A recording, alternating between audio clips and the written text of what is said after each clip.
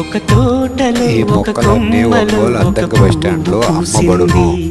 మహారాణిల మహాలక్ష్మిల ఆ పువ్వు నవ్వింది. అలాగే నవ్వుతూ ఉండాలని నింగి నేల వాగు వంక చెట్టు చేమ గువాగూడు ఆశీర్వదించాయి.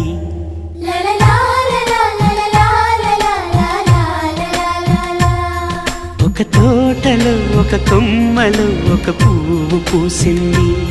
మహారాణిల మహాలక్ష్మిల ఆ పువ్వు నవ్వింది.